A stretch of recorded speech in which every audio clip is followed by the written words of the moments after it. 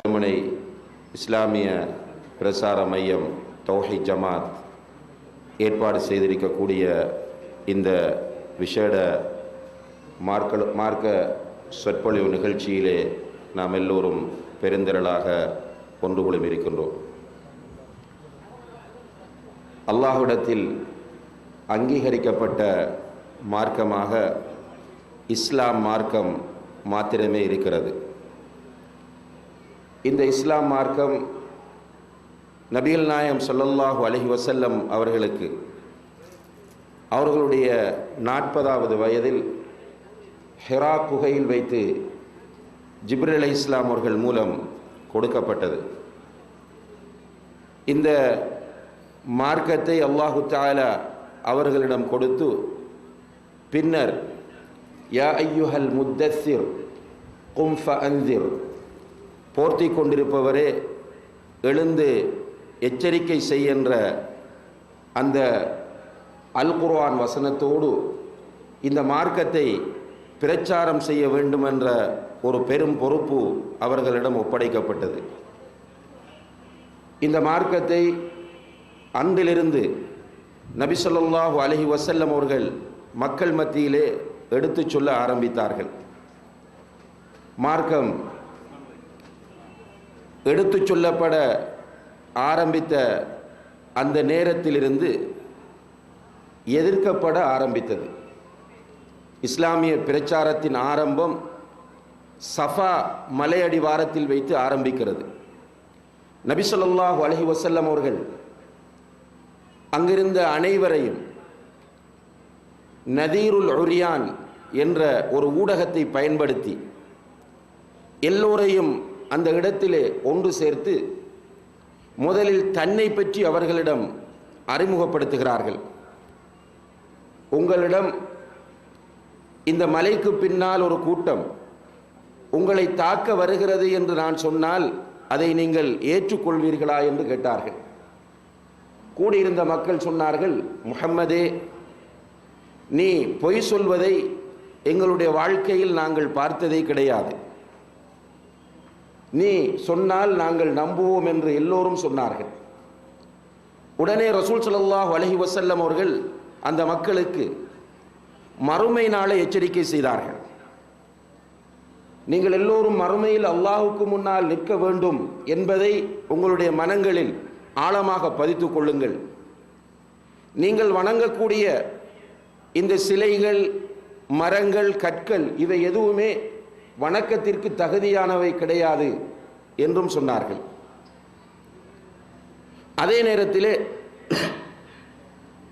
நான் அல்லாஹ்வுடைய தூதர் என்பதையும் சொன்னார்கள். அந்த நேரத்தில் அவர்களுடைய நெருங்கிய உறவினராக இருந்த அபூ லஹப் மண்ணை அள்ளி அல்லாஹ்வுடைய தூதரின் முகத்தில் வீசி, தப்பன் லக அலிஹாதா ஜமஅத்தனா, நீ நாசமாக வேண்டும், இதற்காக வேண்டித்தான் இந்த இடத்தில் நீ எங்களை ஒன்று சேர்த்தாயா என்று கேட்டு தன்னுடைய எதிர்ப்பை வெளிப்படுத்துகிறார். சஃபா மலையடிவாரத்தில் வைத்து இஸ்லாமிய பிரச்சாரம் தொடங்குகிறது. அந்த துவக்கத்திலிருந்து அபூ லஹபினுடைய எதிர்ப்பும் ஆரம்பிக்கிறது. அதைத் தொடர்ந்து மக்காவில் இருந்த பெரும்பாலானவர்கள் நபிகள் நாயகம் ஸல்லல்லாஹு அலைஹி வஸல்லம் அவர்களுடைய அந்த பிரச்சாரத்தை எதிர்க்க ஆரம்பித்தார்கள். நபிகள் நாயகத்தை எப்போதும் அவர்கள் எதிர்த்தது கிடையாது. நபி ஸல்லல்லாஹு அலைஹி வஸல்லம் அவர்கள் இந்த செய்தியை அவர்கள் முன்னால் சொல்லுகிற வரைக்கும் அமீன், சாதிக், நம்பகமானவர், உண்மையாளர் என்ற அந்த பெயர்களை அவருக்கு சூட்டிக் கொண்டிருந்த மக்கள் எப்போது லா இலாஹ இல்லல்லாஹ் முஹம்மதுர் ரசூலுல்லாஹ் என்ற கலிமாவை சொல்ல ஆரம்பித்தார்களோ அப்போதிருந்து அவர்களை எதிர்க்க ஆரம்பித்தார்கள். இந்த எதிர்ப்புகள் பல கோணங்களிலே அமைந்திருந்தது. ஆரம்பத்தில் ரசூல் ஸல்லல்லாஹு அலைஹி வஸல்லம் அவர்களை இழிவுபடுத்துகிறார்கள், பொய்யன் என்று சொல்கிறார்கள், இந்த சமூகத்தை குழப்ப வந்தவன் என்று சொல்கிறார்கள். அதே நேரத்திலே அவர்களுடைய குடும்பத்தவர்களிடம் சென்று பேரம் பேசுகிறார்கள். அவர்களுடைய மிக நெருங்கிய உறவினராகிய அபூ தாலிபிடம் சென்று, உங்களுடைய மகனை நீங்கள் கட்டுப்படுத்துங்கள், அவருடைய பிரச்சாரம் எங்களுடைய மனங்களை புண்படுத்துகிறது, எங்களுடைய குடும்பங்களை பிரிக்கிறது, எங்களுடைய பிள்ளைகள் புதிதாக வந்து ஏதோ வீடுகளில் உலர ஆரம்பிக்கிறார்கள், எனவே முஹம்மதை நீங்கள் தடுத்து நிறுத்த வேண்டும் என்று அபூ தாலிபிடம் போய் முறையிடுகிறார்கள்.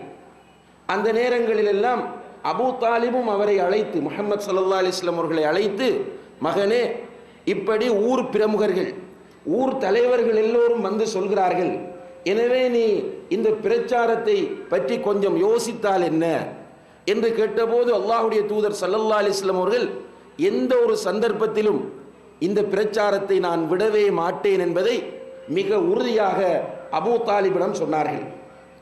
அதோடு அந்த மக்கள் நிற்கவில்லை, ரசூல் ஸல்லல்லாஹு அலைஹி வஸல்லம் அவர்களோடு பேரம் பேசுகிறார்கள். முஹம்மதே, நீ என்ன பிரச்சாரம் செய்கிறாய்? அல்லாஹ் ஒருவனை மாத்திரமே வணங்க வேண்டும் என்று சொல்கிறாய். அப்படியானால் எங்களுடைய முன்னோர்களுடைய நிலை என்ன? நாங்கள் வணங்குகிற இந்த கடவுளர்களுடைய நிலை என்ன? எங்களை நீ ஏன் இப்படி விமர்சனம் செய்கிறாய்? நீ பதவிக்காக இதை செய்வதாக இருந்தால், உனக்கு தலைமைத்துவம், நீ இந்த மக்கள் மத்தியிலே ஒரு தலைவராக வேண்டும் என்கிற ஆசை உனக்கு இருந்தால் சொல்லிவிடு, அந்த ஆசையை நாங்கள் நிறைவேற்றுகிறோம், உன்னை எங்களின் சமூக தலைவராக நாங்கள் பிரகடனப்படுத்துகிறோம், நீ செய்ய வேண்டியது இந்த பிரச்சாரத்தை கைவிட வேண்டும் என்று சொன்னார்கள். ரசூல் ஸல்லல்லாஹு அலைஹி வஸல்லம் அவர்கள் அது நடக்காது என்றார்கள். அப்படியாக இருந்தால் உனக்கு பொருளாதாரம் வேண்டுமா? இந்த பிரச்சாரத்தை செய்வதன் ஊடாக நீ பொருளாதாரத்தை சம்பாதிக்க விரும்புவாயாக இருந்தால் உனக்கு நாங்கள் நிறைய பொருளாதாரத்தை தருகிறோம், இந்த பணியை விட்டுவிடு என்று சொன்னார்கள். அதற்கு நபி ஸல்லல்லாஹு அலைஹி வஸல்லம் அவர்கள் மறுத்தார்கள். பிறகு சொன்னார்கள், முஹம்மதே, உனக்கு பெண்களின் மீது ஆசை இருந்தால் சொல்லு, நீ விரும்புகிற பெண்களை உனக்கு நாங்கள் திருமணம் முடித்து தருகிறோம், இந்த பிரச்சார பணியை விட்டுவிடு என்று சொன்னார்கள். ரசூல் ஸல்லல்லாஹு அலைஹி வஸல்லம் அவர்கள் மிக தெளிவாகவே சொல்லிவிட்டார்கள், இந்த பிரச்சாரம் தான் மனிதனை இந்த உலகத்தில் சுதந்திரமாக வாழ வைக்கும், கண்ணியமாக வாழ வைக்கும். ஒரு மனிதனுக்குரிய வெற்றியை இந்த பிரச்சாரம் தான் இம்மையிலும் மறுமையிலும் பெற்றுக் கொடுக்கும். எனவே இந்த பிரச்சார பணி அல்லாஹ்வினால் என் மீது சாட்டப்பட்ட பொறுப்பு. எனவே நான் இந்த பிரச்சார பணியை எந்த ஒரு சந்தர்ப்பத்திலும் கைவிட மாட்டேன் என்பதை மிக அழுத்தம் திருத்தமாக அவர்களிடம் சொன்னபோது அடுத்த கட்டத்திற்கு செல்கிறார்கள். அதாவது ரசூல் ஸல்லல்லாஹு அலைஹி வஸல்லம் அவர்களை கொடுமைப்படுத்த ஆரம்பிக்கிறார்கள். அந்த கொடுமையை இரண்டு கோணங்களிலே அமைத்துக் கொண்டார்கள். ஒன்று, ரசூல் ஸல்லல்லாஹு அலைஹி வஸல்லம் அவர்களை நேரடியாக நிந்தித்தார்கள். ரசூல் ஸல்லல்லாஹு அலைஹி வஸல்லம் அவர்கள் காபத்துல்லாவில் தொழுது கொண்டிருக்கிற போது அவர்களுடைய தலையில் அழகிய ஒட்டகத்தின் குடல்களை கொண்டு வந்து போட்டு கொடுமைப்படுத்தினார்கள். அவர்களுடைய கழுத்தை நெரித்து கொலை செய்வதற்கு தனிமையிலே வைத்து முயற்சி செய்தார்கள். அவர்களுக்கு செருப்பால் அடித்தார்கள், முகத்தில் காரை உமிழ்ந்தார்கள், அவர்களை கொலை செய்வதற்காக இளைஞர்களை தூண்டிவிட்டார்கள். இப்படி பல ஏற்பாடுகளையும் அவர்கள் செய்து ரசூல் ஸல்லல்லாஹு அலைஹி வஸல்லம் அவர்களை தனிப்பட்ட ரீதியிலே நிந்திக்க ஆரம்பித்தார்கள். அதே நேரத்தில் யாரெல்லாம் ரசூல் ஸல்லல்லாஹு அலைஹி வஸல்லம் அவர்களை ஏற்றுக்கொள்கிறார்களோ அவர்களையும் அவர்கள் கொடுமைப்படுத்த ஆரம்பித்தார்கள். இந்த பிரச்சாரத்தை கருத்து ரீதியாக எதிர்கொள்ள முடியாத போது, ரசூல் ஸல்லல்லாஹு அலைஹி வஸல்லம் அவர்கள் கொண்டு வந்திருக்கிற இந்த தஅவத் பொய்யான தஅவத் என்பதை நிரூபிக்க முடியாத போது ரசூல் ஸல்லல்லாஹு அலைஹி வஸல்லம் அவர்களை கொடுமைப்படுத்திய அதே நேரத்தில் அவர்களை யாரெல்லாம் ஏற்றுக்கொண்டார்களோ அவர்களை கொடுமைப்படுத்த ஆரம்பித்தார்கள். அவர்களுடைய கண்களுக்கு முன்னாலேயே அடித்தார்கள், சுடுமணலிலே போட்டு புரட்டினார்கள், சிறுவர்களிடம் கட்டி கொடுத்து இழுக்க வைத்தார்கள். அவர்களை பிடித்து அவர்களுடைய கழுத்திலே கயிற்றை கட்டி சிறுவர்களுடைய கைகளிலே கொடுப்பார்கள். இவனை இந்த பாலைவன சுடுமணலிலே இழுத்துச் செல்லுங்கள் என்று சொல்வார்கள். இழுத்துச் செல்லப்படுவார். ஆனால் அவர்களுடைய உள்ளங்களில் இருந்த அந்த ஈமான் அசைக்க முடியாத ஈமானாக இருந்தது. எனவே பிலால் அஹத் அஹத் என்று தொடர்ந்து சொல்லக்கூடிய நிலையை நாம் அங்கே பார்க்கிறோம். அதே போன்று சுஹைபுர் ரூமி போன்ற சஹாபாக்களை நெருப்பின் மீது கட்டி தூக்கினார்கள். இன்னும் சிலரை சில பைகளிலே கட்டி அவர்களை அடித்து கொடுமைப்படுத்துவார்கள், தண்ணீரிலே அமிழ்த்துவார்கள், சுடுமணலிலே போட்டு மேலே பாறாங்கல்ல ஏற்றி வைப்பார்கள். சிலரை இரண்டாக கிழித்தார்கள், சிலருடைய மர்மஸ்தானங்களிலே அம்பினால் குத்தி கொடுமைப்படுத்தினார்கள், ஷஹீதாக்கினார்கள். இப்படி பல கொடுமைகளை அவர்கள் செய்து இந்த தஅவா பணியின் வேகத்தை தடுத்து நிறுத்துவதற்கு முயற்சி செய்தார்கள். ரசூல் ஸல்லல்லாஹு அலைஹி வஸல்லம் அவர்கள் இந்த இஸ்லாமிய பிரச்சாரத்தை சுதந்திரமாக செய்யலாம் என்று பார்த்தால் அங்கும் ஏற்கனவே இருந்ததை விட பலவிதமான எதிர்ப்புகள் வர ஆரம்பித்தன. ஏற்கனவே இருந்த முஷ்ரிக்குகளுடைய எதிர்ப்பு ஒரு புறம், யூதர்களுடைய எதிர்ப்பு இன்னும் ஒரு புறம், கிறிஸ்தவர்களுடைய எதிர்ப்பும் அதோடு சேர்த்து வருகிறது. இதற்குள் ஒரு கூட்டம் நயவஞ்சகமாக இஸ்லாத்தினுள் நுழைந்து இந்த பிரச்சாரத்தின் வீரியத்தை தடுத்து நிறுத்துவதற்கான முயற்சியை செய்கிறார்கள். இருந்தாலும் கூட அல்லாஹ்வுடைய உதவியால் ஹிரா குகையிலிருந்து ஒரு தனி மனிதனாக வந்த ரசூல் ஸல்லல்லாஹு அலைஹி வஸல்லம் அவர்கள் தன்னுடைய 23 ஆண்டு கால பிரச்சார பணியில் மிக மகத்தான வெற்றி அடைகிறார்கள். அவர்களுடைய இறுதி கட்டத்தில் அவர்கள் ஹஜ்ஜுக்கு செல்லும் போது பல்லாயிரக்கணக்கான முஸ்லீம்கள், நபிகள் நாயகம் ஸல்லல்லாஹு அலைஹி வஸல்லம் அவர்களை உயிரை விட மேலாக நேசித்த அந்த முஸ்லீம்கள் நபி ஸல்லல்லாஹு அலைஹி வஸல்லம் அவர்களோடு சேர்ந்து ஹஜ்ஜி செய்ய வேண்டும் என்பதற்காக அரபா மைதானத்திலே ஒன்று கூடுகிறார்கள். சில ரிவாயத்துகளின்படி, வரலாற்று குறிப்புகளின்படி 1,00,000ற்கு மேற்பட்ட மக்கள் அங்கே ஒன்று குழுமி இருக்கிறார்கள். சுமார் 23 ஆண்டு கால இந்த பிரச்சார முயற்சியின் விளைவை ரசூல் ஸல்லல்லாஹு அலைஹி வஸல்லம் அவர்கள் அங்கே பார்க்கிறார்கள். அன்புள்ள சகோதர சகோதரிகளே, ரசூல் ஸல்லல்லாஹு அலைஹி வஸல்லம் அவர்களுடைய அந்த பிரச்சாரம் இவ்வாறான பல கட்டங்களை கடந்து வந்து மிக மகத்தான வெற்றியை அடைந்திருக்கிறது என்பதை நாம் எல்லோரும் புரிந்து கொள்ள வேண்டும். இந்த பின்னணியிலே நாம் தெரிந்து கொள்ள வேண்டிய சில முக்கியமான செய்திகள் இருக்கின்றன. அதிலே முதலாவது செய்தி, இந்த பிரச்சாரம் என்பது நபி ஸல்லல்லாஹு அலைஹி வஸல்லம் அவர்களுடைய மௌத்துக்கு பிறகு இந்த உம்மத்தின் மீது சாட்டப்படுகிறது. ரசூல் ஸல்லல்லாஹு அலைஹி வஸல்லம் அவர்கள் சொல்கிறார்கள், உல் ஹாதிஹி சபீலி, நான் இருக்கிற இந்த வழி இருக்கிறது, இதுதான் நேரான வழி. நபி ஸல்லல்லாஹு அலைஹி வஸல்லம் அவர்கள் எந்த வழியில் இருந்தார்களோ அல்லாஹ் சொல்லுகிறான், நபியே நீங்கள் சொல்லுங்கள், நான் இருக்கிற இந்த வழிதான் நேரான வழி. அதுஉ இலல்லாஹி அலா பஸீரத்தின் அன வ மன் இத்தபஅன், இந்த வழியின் பக்கம் நானும் என்னை பின்பற்றுகிறவர்களும் அழைத்து கொண்டே இருப்போம் என்று நபியை நீங்கள் சொல்லுங்கள் என்று அல்லாஹு தஆலா கட்டளையிடுகிறார். அதாவது நபி ஸல்லல்லாஹு அலைஹி வஸல்லம் அவர்களும் அழைத்து கொண்டே இருப்பார்கள் உயிருள்ள வரை.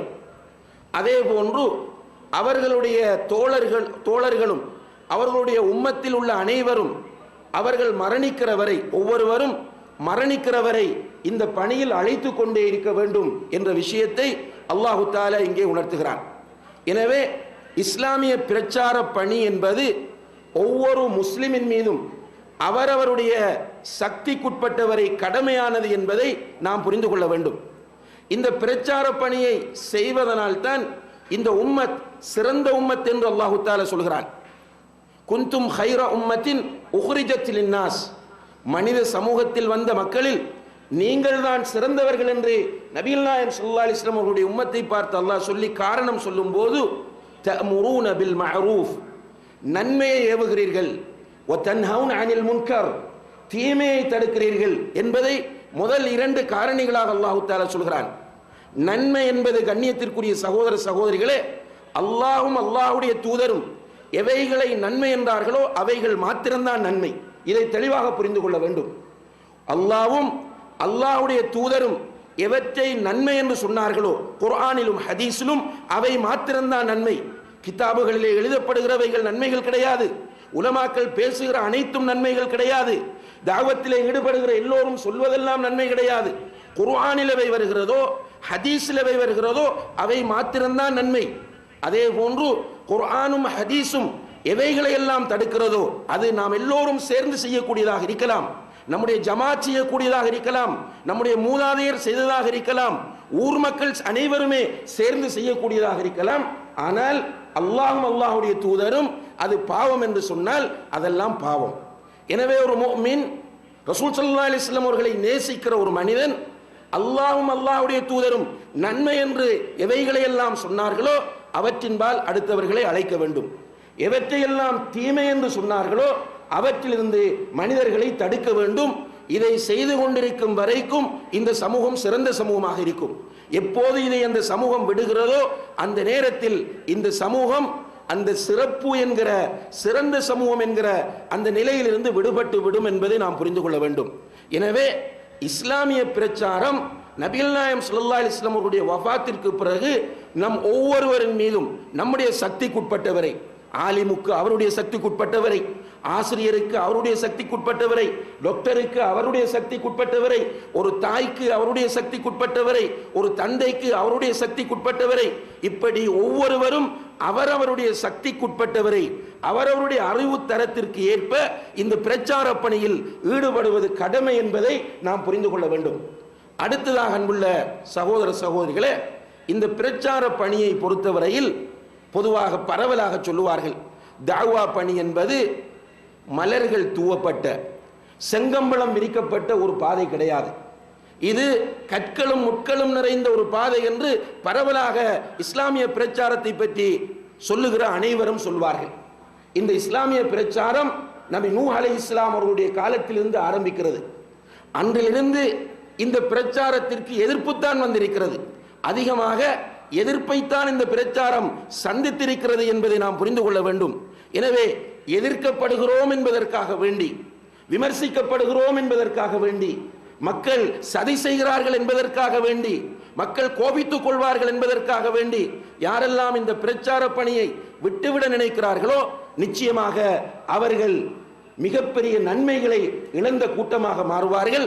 சில நேரங்களில் அல்லாஹ்விடத்தில் மிகப்பெரிய குற்றத்திற்குரியவர்களாகவும் மாறிவிடுவார்கள். எனவே இந்த இஸ்லாமிய பிரச்சாரம் என்பது எதிர்க்கப்படும். சரியாக எப்போது செய்கிறோமோ அப்போது எதிர்க்கப்படும். குர்ஆனிலிருந்தும் ஹதீஸிலும் செய்கிற நேரத்திலே நிச்சயமாக இந்த பிரச்சாரம் எதிர்க்கப்படும். இது நாம் தெரிந்து கொள்ள வேண்டிய இரண்டாவது விஷயமாகும். பாத்திலிலே உள்ளவர்கள், வழிகாட்டிலே இருக்கக்கூடியவர்கள், அசத்தியத்திலே இருக்கக்கூடியவர்கள் இந்த குர்ஆன் ஹதீஸுடைய பிரச்சாரத்தை ஜீரணிக்க மாட்டார்கள். இந்த குர்ஆன் ஹதீஸுடைய பிரச்சாரத்தை ஜீரணிக்க மாட்டார்கள். அல்லாஹ் சொல்லுகிறான், அல்லாஹ்வுடைய தூதர் சொல்லுகிறார்கள் என்பதை அவர்களால் ஜீரணிக்க முடியாது. அவர்கள் பல நிலைகளில் இருக்கலாம். அவர்கள் தங்களை ஆலிம்கள் என்று சொல்லலாம், அல்லது மேதைகள் என்று சொல்லலாம், மகான்கள் என்று சொல்லலாம். சொல்லுகிறார்கள் என்பதற்காக வேண்டி இவர்கள் சொல்லுவது சரி என்று வந்துவிடாது. குர்ஆனும் ஹதீஸும் சொல்லக்கூடிய செய்திகளை எதிர்க்கக்கூடியவர்கள் பாத்திலிலே இருக்கிறார்கள். அல்லாஹ்வும் அல்லாஹ்வுடைய தூதரும் சொல்லக்கூடிய செய்திகளை யாரெல்லாம் எதிர்க்கிறார்களோ அவர்கள் அசத்தியத்தில் தெளிவாக இருக்கிறார்கள் என்பதை புரிய வேண்டும். அதே நேரத்தில் சத்திய பிரச்சாரத்தை ஜீரணிக்க முடியாமல், அதை எதிர்கொள்ள முடியாமல் அவர்கள் இதை எதிர்ப்பதற்கு கையாளுகிற வழிமுறைகள் என்ன என்பதையும் ரசூல் ஸல்லல்லாஹு அலைஹி வஸல்லம் அவர்கள் கடந்து வந்த இந்த பிரச்சார பணி நமக்கு சொல்லும். அதாவது முதலிலே ரசூல் ஸல்லல்லாஹு அலைஹி வஸல்லம் அவர்களோடு பேரம் பேசினார்கள், முடியவில்லை. இரண்டாவது என்ன செய்கிறார்கள்? ரசூல் ஸல்லல்லாஹு அலைஹி வஸல்லம் அவர்களை பைத்தியகாரன், பொய்யன், கிறுக்கன், ஏமாற்று பேர்வழி என்றெல்லாம் ரசூல் ஸல்லல்லாஹு அலைஹி வஸல்லம் அவர்கள் மீது குற்றஞ்சாட்ட ஆரம்பித்தார்கள். ரசூல் ஸல்லல்லாஹு அலைஹி வஸல்லம் அவர்கள் கொண்டு வந்திருக்கிற இந்த விஷயம் அசத்தியமானது, அவர் சொல்லுகிற ஓரிரை கோட்பாடு பிழையானது, அவர் சொல்லுகிற மறுமை கோட்பாடு பிழையானது, அவர் சொல்லுகிற தொழுகை முறை பொய்யானது என்று பிரச்சாரம் செய்ய அவர்களால் முடியாது. பொய் என்றால் எந்த அடிப்படையில் பிழையானது, தவறானது என்பதை மக்கள் கேட்பார்கள். எனவே என்ன செய்வார்கள்? நபி ஸல்லல்லாஹு அலைஹி வஸல்லம் அவர்களை பொய்யன் என்பார்கள், நபி ஸல்லல்லாஹு அலைஹி வஸல்லம் அவர்களை கிறுக்கன் என்பார்கள், நபி ஸல்லல்லாஹு அலைஹி வஸல்லம் அவர்களுக்கு பேய் பிடித்திருக்கிறது என்று சொல்வார்கள். இப்படி பல காரணங்களை சொல்வார்கள். இதுவும் இந்த சமுதாயத்திலே நாம் காணக்கூடிய விஷயம், இதுவும் நடக்கும் என்பதை நாம் எல்லோரும் புரிந்து கொள்ள வேண்டும். எனவே கண்ணியத்திற்குரிய சகோதர சகோதரிகளே, அல்லாஹ்வின் நல்லடியார்களே, இஸ்லாமிய பிரச்சாரம் தாவா என்பது ஒவ்வொருவரின் மீதும் கட்டாய கடமை. அவர்களுடைய சக்திக்குட்பட்டவரை இந்த பிரச்சார பணியை செய்வதற்கு நாம் ஒவ்வொருவரும் நம்மாலான முயற்சிகளை செய்ய வேண்டும். பிரச்சாரத்தை ஸ்மூத்தாக, பிரச்சனைகள் இல்லாமல், ஊருடைய முழு அங்கீகாரத்தோடு செங்கம்பளம் விரிக்கப்பட்ட பாதை போன்று செய்ய நினைத்தோமாக இருந்தால் அது தவறானது. எப்போது நாம் எதிர்க்கப்படுகிறோமோ, எப்போது கீழ்த்தரமாக விமர்சிக்கப்படுகிறோமோ அப்போது நாம் இஹ்லாஸோடு சரியாக இந்த பணியை செய்கிறோம் என்பதை புரிந்து கொண்டு இந்த பணியில் ஆண்களும் பெண்களும் தங்களுடைய சக்திக்குட்பட்டவரை ஈடுபட்டு இந்த பிரச்சாரத்தை இந்த உலகம் முழுக்க நாம் முடுக்கிவிட வேண்டும். குறிப்பாக நம்முடைய ஒவ்வொருவரும் அவரவருடைய பிரதேசத்தில் இந்த பிரச்சாரத்தை தெளிவான முறையிலே முடுக்கிவிட்டு இந்த மக்களை குர்ஆன் சுன்னாவின் பால் அழைத்து அவர்கள் எதிர்த்தாலும் ஏசினாலும் திட்டினாலும் அடித்தாலும் பொறுமையோடு இருந்து இந்த சத்திய கொள்கைகளை மக்களுக்கு சொல்லி அனைவரையும் நரகத்திலிருந்து விடுவித்து சுவர்க்கத்திற்கு அழைத்துச் செல்வதற்கு நபிகள் நாயகம் ஸல்லல்லாஹு அலைஹி வஸல்லம் அவர்கள் நமக்கு ஒரு முன்மாதிரியாக இருக்க வேண்டும். இந்த அடிப்படையில் செயற்படுவதற்கு எல்லாம் வல்ல அல்லாஹு தஆலா நம் அனைவருக்கும் தௌஃபீக் செய்வானாக. வ ஆஹிரு தஅவானா அனில் ஹம்துலில்லாஹி ரப்பில் ஆலமீன். வஸ்ஸலாமு அலைக்கும் வரஹ்மத்துல்லாஹி வபரகாத்துஹு.